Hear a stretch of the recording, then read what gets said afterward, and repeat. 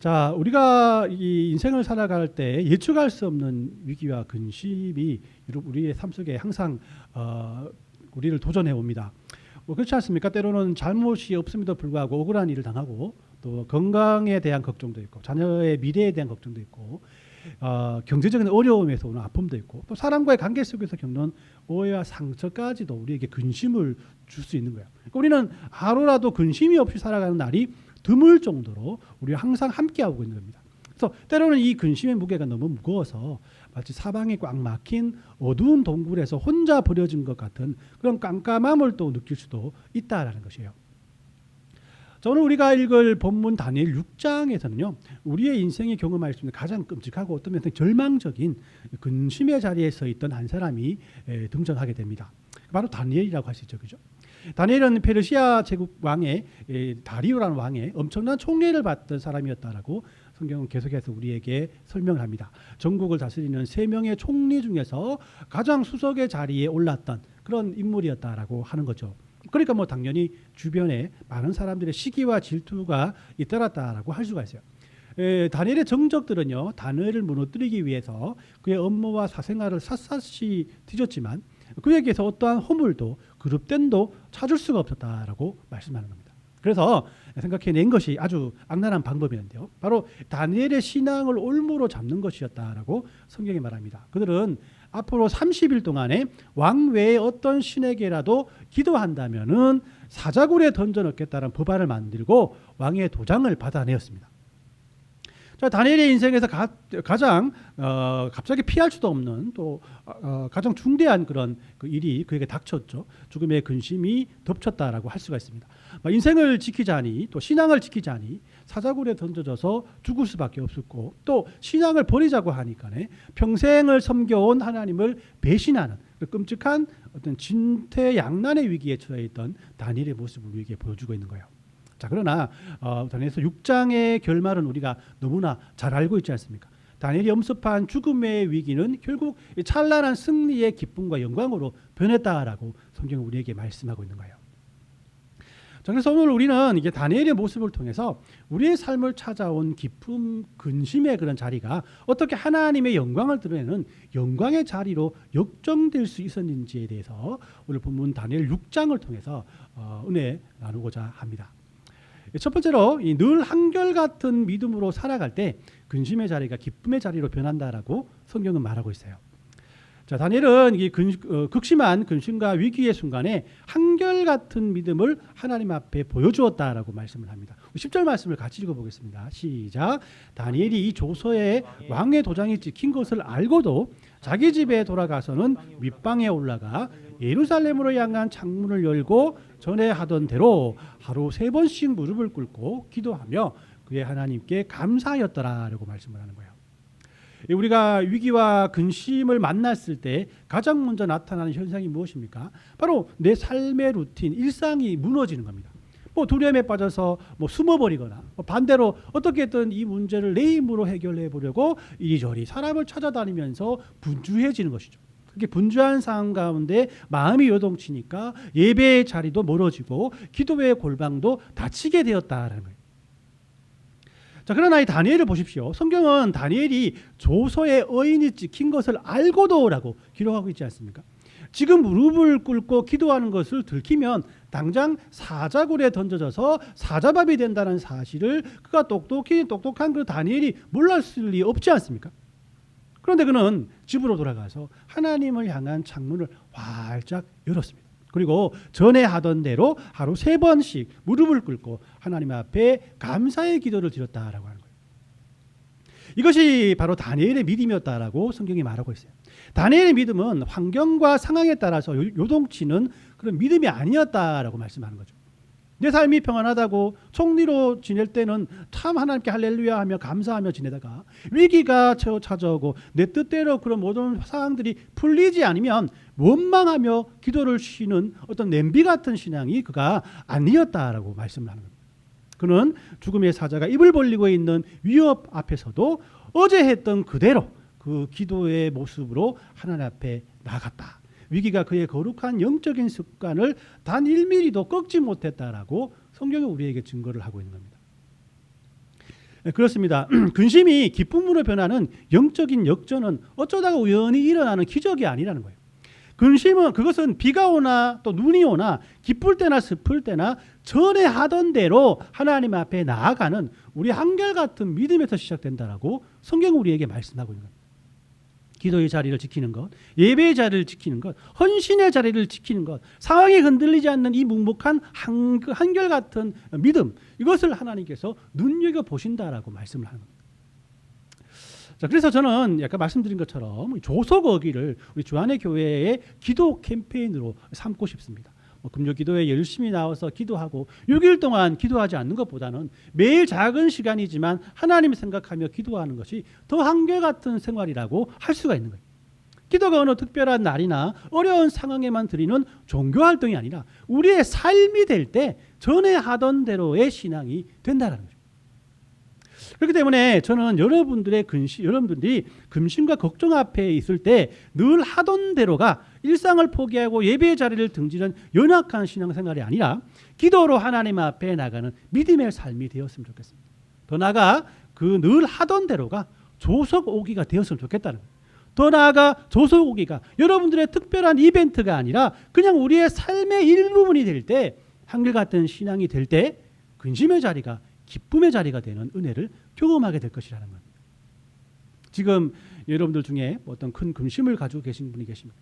마음이 너무 어두워서 또 무거워서 아무것도 할 수 없는 그런 느낌을 가지면서 살아가고 있습니다. 그때 바로 그때가 바로 전에 하던 대로 기도에 무릎을 꿇을 때임을 여러분 분명히 기억하시길 바랍니다. 그 한결같은 믿음이 여러분들의 근심을 가장 완벽한 기쁨으로 바꾸어내는 마중물이 될 것이라는 겁니다. 두 번째로 늘 하나님에 대한 신실한 마음으로 살아갈 때 근심의 자리가 기쁨의 자리로 변한다라고 성경 우리에게 말씀하고 있는 거예요. 자, 근심의 자리가 영광의 자리로 바뀌기 위해서는 한결같은 믿음도 중요하지만 어떤 상황 속에서도 하나님을 전적으로 신뢰하는 신실한 마음도 필요하다라는 것이죠. 여러분들 다니엘이 이렇게 기도했다면은 하나님께서 짠 하고 나타나셔서 다니엘을 고소하는 대적들을 물리쳐 주시고 사자굴 근처에도 가지 않게 막아 주셔야 되지 않겠습니까? 이것이 우리가 흔히 말하는 또 기도의 응답이라고 할 수가 있습니다. 그런데 어떻습니까? 현실은 그렇지 않죠. 다니엘은 결국 고발도 당했고 또 다리오 왕의 안타까움 속에서도 끝내 굶주린 사자들이 우글거리는 사자 속으로 던져지게 되었다는 거예요. 몇 주 전에 살펴보았던 다니엘의 세 친구도 마찬가지예요. 그죠? 왕의 신상 앞에 절하지 않기로 작정하고 그리 아니하실지라도 내가 절하지 않겠다라고 했으면 하나님이 쫙 나타나가지고 이 모든 문제를 해결해주고 야 그런 말 하지 마라고 모든 문제 해결해 주셨던 것 같은데 어떻습니까? 풀무불을 7배나 더 뜨겁게 하라는 거예요. 여러분 이런 일이 닥쳤을 때 맨 처음 나오는 말 한마디로 뭐라고 할 수 있습니까? 요즘 말로 하면 헐. 그죠? 그렇지 않습니까? 내가 열심히 했는데 하나님께 해줘야 되는데 결국 막 해서 딱 나가보니까 풀무불이 7배, 풀무불이 7배고 또 어떻습니까? 눈을 떠보고 정신을 차려보니까 사자들이 우글거리는 그 동굴 속에 들어가 있는 겁니다. 홀밖에 없지 않습니까? 내가 이런 상황 속에서 뭘 더 하겠습니까? 이 현실을 보면 기도의 결과가 철저히 실패하고 또 죽음인 것처럼 보일 때가 분명히 있습니다. 사자굴의 문들이 큰 돌로 막히고 또 왕의 도장으로 임봉되어질 때 다니엘의 정적들은 환호했을 것이고 다니엘에게는 세상 모든 소망이 끊어질 것 같은 그런 순간이었을 것입니다. 그러나 어떻습니까? 그 다음 날 새벽 다리오 왕이 슬퍼 울며 사자굴로 달려 들어가 다니엘을 불렀을 때 굴 속에서 들려오는 것은 다니엘의 뼈가 부서지는 소리가 아니라 또 사자들의 그런 트림 소리가 아니라 평안하고 당당한 다니엘의 소리가 들렸던 거예요. 우리 22절과 23절 말씀을 같이 읽어봅니다. 시작. 나의 하나님이 이미 그의 천사를 보내어 사자들의 입을 봉하셨으므로 사자들이 나를 상하지 못하게 하였사오니 이는 나의 무죄함이 그 앞에 명백하오며 또 왕이여 나는 왕에게 해를 끼치지도 아니하였나이다 하니라. 왕이 심히 기뻐하며 명하여 다니엘을 굴에서 올리라 하며 그들이 다니엘을 굴에서 올린즉 그의 몸이 조금도 상하지 아니하였으니 이는 그가 자기의 하나님을 믿었음이었더라라고 말씀을 하죠. 그러니까 그러니까 성경은 다니엘이 사자굴에서 털끝 하나 상하지 않고 살아남을 수 있었던 이유를 단 한 문장으로 명확하게 진단하고 있습니다. 자, 따라가겠습니다. 이는 그가 자기의 하나님을 믿었음이었더라. 다시 한번 믿었음이었더라. 네, 아멘. 그죠? 그러면 이 다니엘의 이 믿음은 어디에서 온 거냐라는 거죠. 다니엘의 이 믿음은 갑자기 하늘에서 떨어졌거나 태어날 때부터 그에게 장착되었다는 것은 아니라는 거예요. 저는 그의 믿음이 다니엘의 세 친구에게서도 왔다라고 말씀드리고 싶습니다. 즉 다니엘은 사드락과 메삭과 아벳느고가 불타는 풀무불 속에서 겪은 일을 잘 알고 있었어요. 그는 그들과 똑같은 신망과 용기를 보며 믿음 가운데서 흔들리지 않는 모습을 보였다는 겁니다.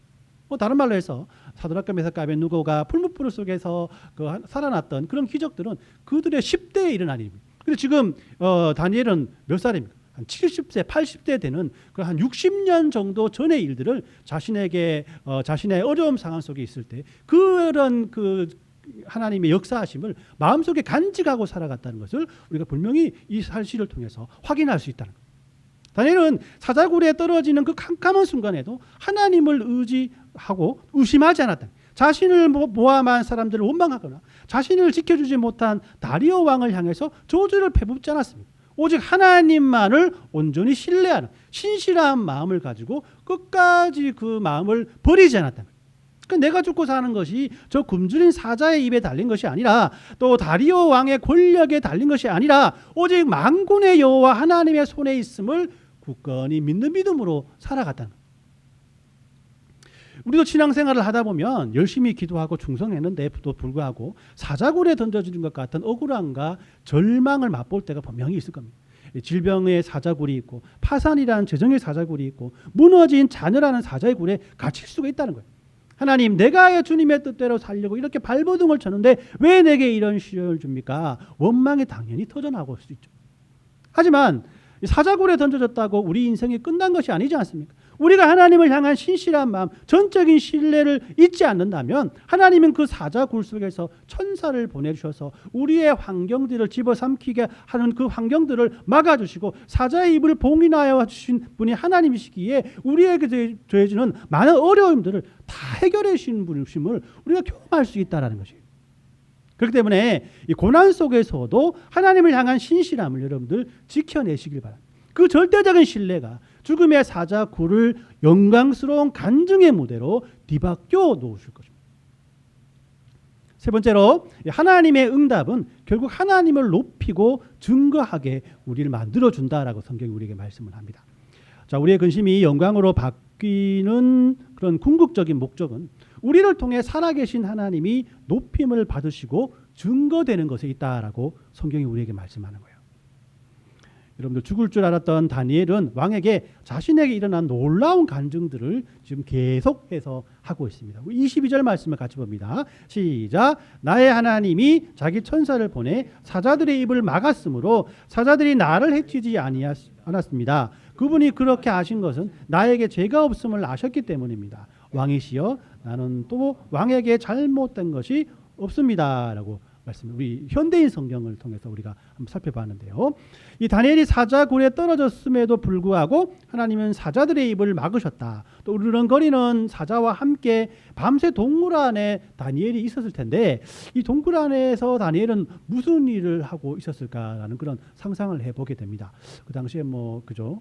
휴대폰도 없었고 또 읽을 책도 없었을 텐데 어떻게 그 자기를 향해서 으르렁거리기만 하죠. 거리는 그런 무서운 사자들 앞에서 그는 무엇을 했을까? 저는 그렇게 생각합니다. 다니엘은 한결같은 믿음으로 늘 하던 대로 하나님 앞에 기도했을 것입니다. 왜냐하면 하나님은 선하신 분이시기 때문에 자신의 억울함을 아시고 지금 사자의 입을 막고 있다라고 그는 확신했기 때문이라고 할 수가 있어요. 자, 그러나 우리는 본문에서 이 다니엘이 사자굴에서 살아난 것보다 더 위대한 사건에 초점을 맞출 수 있어요. 성경은 이 사건 이후에 다니엘이 다시 총리로서 떵떵거리며 살아가고 잘 먹고 잘 살았더라라는 개인적인 해피엔딩으로 끝나지 않기 때문이라고 할 수 있어요. 자, 25절에서 27절까지 말씀을 보면 이방의 왕 다리오가 온천하에 내린 조서의 내용을 확인할 수 있는데 우리 아까 읽었지만은 다시 한번 읽어봅니다. 시작. 이에 다리오 왕이 온 땅에 있는 모든 백성과 나라와 언어가 다른 모든 사람에게 조서를 내려 이르되 원하건대 너희에게 평강이 있을지다. 내가 이제 조서를 내리노라. 내 나라 관할에 있는 사람들은 다 다니엘 하나님 앞에서 떨며 들어와 할지니 그는 살아계시는 하나님이시요 영원히 변하지 않으시리시며 그의 나라는 멸망하지 아니할 것이고 그의 권세는 무궁할 것이며 그는 구원도 하시며 건져내시기도 하시며 하늘에서든지 땅에서든지 이적과 기사를 행하신 이로써 다니엘을 구원하여 사자의 입에서 벗어나게 하셨음이라 하였더라라고 말씀을 합니다. 자, 이 다니엘 한 사람을 구원하신 하나님의 놀라운 응답이 이방 제국 전체에 하나님의 살아계심을 선포하는 그런 엄청난 사건으로 지금 확장되고 있음을 우리 말씀을 통해서 확인할 수 있어요. 자, 하나님을 알지도 못했던 이방 왕의 입술에서 다니엘의 하나님은 살아계신 분이요 영원하신 분이요 구원하시는 분이시라는 놀라운 찬양과 신앙 고백이 터져 나오고 있다는 거예요. 그렇습니다. 우리가 고난과 근심 속에서 눈물로 기도하는 이유가 무엇입니까? 단순히 내 앞에 문제가 당장 해결되고 또 내 육신이 편해지고 내 자녀가 세상에서 성공하기 위함만이 아니라는 것입니다. 이것은 하나님께서 어떤 이런 기도의 응답을 우리에게 주시는 것은 하나님의 더 큰 계획의 일부분이기 때문이라고 성경은 우리에게 말씀하고 있는 거예요. 하나님께서 우리 삶에 개입하셔서 근심을 기쁨으로 바꾸시는 궁극적인 목적은 우리의 삶을 통해 살아계신 하나님이 세상에 증거되는 것이라는 겁니다. 우리의 응답받는 삶, 우리의 고난을 이겨낸 삶, 이 세상에서 하나님의 방법으로 살아갈 때 하나님의 능력과 권능을 의지하고 또 경험하며 살아가는 그런 우리의 모든 믿음의 모습들은 세상 사람들에게 읽혀지는 그리스도의 편지가 된다는 겁니다. 사방이 우겨싸움을 당한 것 같은 절망의 사지 그런 굴 속에서도 평안을 누리고 원망하지 않고 마침내 믿음으로 승리하는 성도들의 모습을 보며 세상 사람들이 어떻게 하나님을 찬양하겠습니까?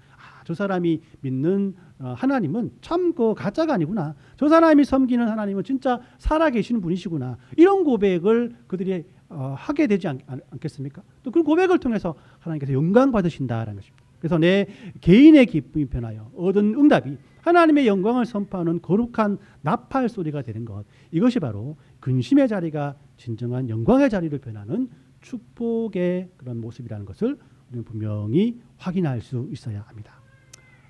네, 말씀을 정리합니다. 조금만 참아주세요. 자, 지금 여러분 중에 잠 못 이루게 하는 근심의 자리에 살아가시는 분들이 계십니까? 여러분들을 집어삼킬 듯한 입을 벌리고 있는 사자굴과 같은 그런 어려움의 앞에 처해 있는 분들이 계십니까? 오늘 다리오 왕의 의인이 찍은 조서 앞에서도 하나님을 향한 창문을 활짝 열었던 여러분 다니엘을 기억하면서 이 세 가지를 항상 마음속에 간직하시길 바랍니다. 위기 앞에서도 전에 하던 대로 한결같이 무릎 꿇는 믿음의 자리를 지키시길 바랍니다. 캄캄한 사자굴에 던져지는 것 같은 순간에도 하나님을 전적으로 신뢰하는 믿음의 마음을 포기하지 마시길 바랍니다. 또 마침내 이루실 놀라운 구원을 통해 내 삶이 하나님의 살아계심을 증거하는 영광의 자리가 될 것을 기대하는 마음으로 인내하십시오.